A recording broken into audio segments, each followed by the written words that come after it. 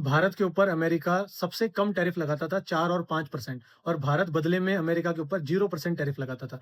अब अमेरिका ने टैरिफ को बढ़ा करके 18% कर दिया और उसका जश्न मना रहे हैं बीजेपी और एनडीए के नेता पार्लियामेंट में। शर्म आनी चाहिए, जहां टैरिफ बढ़ा है उसके बावजूद भी पार्टियां मना रहे हैं और देश को गुमराह कर रहे हैं। राहुल गांधी ने पहले ही कहा था कि भारत के प्रधानमंत्री सिर्फ और सिर्फ अमेरिका के हिसाब से ट्रेड डील साइन करेंगे, खुद के हिसाब से कोई ट्रेड डील साइन नहीं होगी। और वही हुआ, जहां भारत के विदेश मंत्री एस जयशंकर कहते थे कि इंडिया की फॉरेन पॉलिसी इंडिपेंडेंट है और हम जैसे चाहेंगे वैसे हम उस पॉलिसी का यूज करेंगे। और अमेरिका ने इसको पूरी तरह से खारिज करते हुए अपने हिसाब से भारत की ट्रेड नीति डिसाइड करी और रसिया के साथ ऑयल समझौते खत्म करवाए। जहां अमेरिका बार बार भारत के ऊपर टैरिफ बढ़ा रहा था और भारत को धमकी दे रहा था कि अगर भारत ने रसिया के साथ ट्रेड डील कैंसिल नहीं करी तो अमेरिका भारत के ऊपर 500% से ज्यादा टैरिफ लगाता। और उसी डर की वजह से भारत ने रसिया के साथ सभी प्रकार के ऑयल समझौते कैंसिल किए और अमेरिका से महंगी रेट पर ऑयल खरीदेगा और उसकी वजह से भारत के मिडिल क्लास की जेब पर बोझ बनेगा पेट्रोल और डीजल की कीमतें।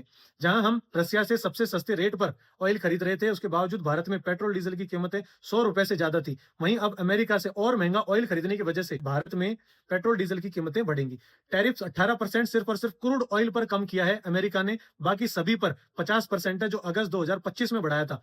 कृषि उत्पादकों पर कोई भी प्रकार का टैरिफ कम नहीं हुआ, ना ही मेटल्स पर किसी भी प्रकार का टैरिफ कम हुआ है। एल्यूमिनियम, कॉपर, इस पर किसी भी प्रकार का टैरिफ कम नहीं किया अमेरिका ने। ना ही H1 वीजा पर कोई भी बदलाव हो पाया है। स्टूडेंट्स जो अमेरिका में पढ़ रहे हैं उनका किसी भी प्रकार का टैक्स कम नहीं हुआ है।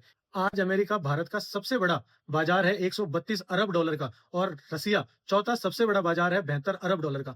चाइना और यूएई दूसरे और तीसरे सबसे बड़े बाजार हैं भारत के। जैसे चाइना अपना सबसे ज्यादा सामान भारत को बेचता है, इसी वजह से अमेरिका भारत को मैनिपुलेट कर पाता है और दूसरी तरफ चाइना अपने सामान भारत को बेचते हुए भी भारत को मैनिपुलेट कर लेता है, क्योंकि भारत की फॉरेन पॉलिसीज इतनी स्ट्रांग नहीं है और भारत में मेक इन इंडिया प्रोजेक्ट सिर्फ और सिर्फ एक दिखावा है। भारत में मेक इन इंडिया के तहत कोई भी बड़ा प्रोडक्ट का उत्पादन नहीं हो रहा है।